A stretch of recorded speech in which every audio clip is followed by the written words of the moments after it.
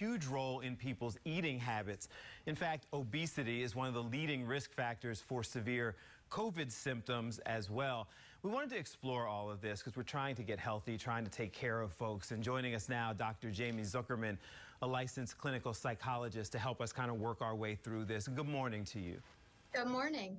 Appreciate you getting up with us this morning.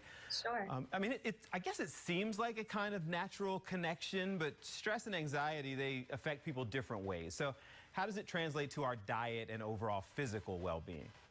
Sure. So I think what people sometimes don't realize is that when we're stressed and anxious, our bodies, they release certain chemicals, one of them being cortisol. And the more stressed and the more anxious we are, the more our body releases this chemical, which actually it stores fat and it stores carbohydrates and sugars. And so it actually makes us tend to gain weight when we're stressed and we're anxious. Our body thinks it's in survival mode. It's very aware of what's going on. And so it's essentially keeping us safe when it doesn't need to be.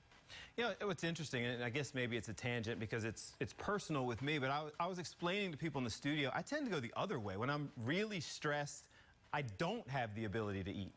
You know, so it kind of, I guess it impacts different people different ways.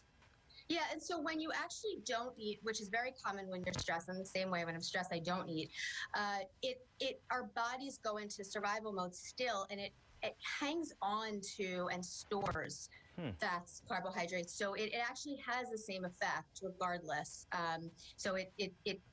Wow. Yeah, so thinks we're in danger. Same impact. Wow. Okay. Same impact. So what causes us to develop these unhealthy relationships with food, stress eating, or what have you?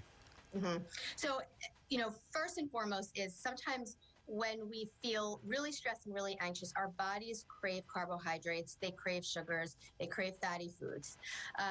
That's where comfort food comes from. So in moderation, fine. But when we're constantly stressed and we're constantly anxious, we naturally crave those foods. And then what happens is we set up patterns, and then it just becomes a familiar habit.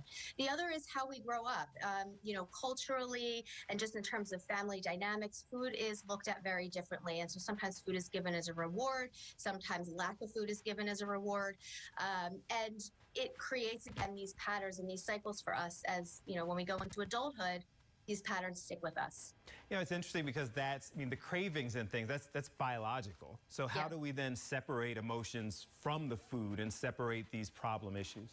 Sure. So the first is to become aware and mindful in the moment. We all hear about mindfulness and being present in the moment, but this is why it's so important, because we're on automatic pilot sometimes, especially when it comes to food and to eating. So we need to be very present, very aware in the moment when we're eating. Are we actually hungry? Most of the time when we eat separate from meals, we're not even hungry. We're bored, we're anxious, we're thirsty. So take inventory of your body and what's happening in the moment and be very aware of what you're doing. That will decrease it substantially, just that alone.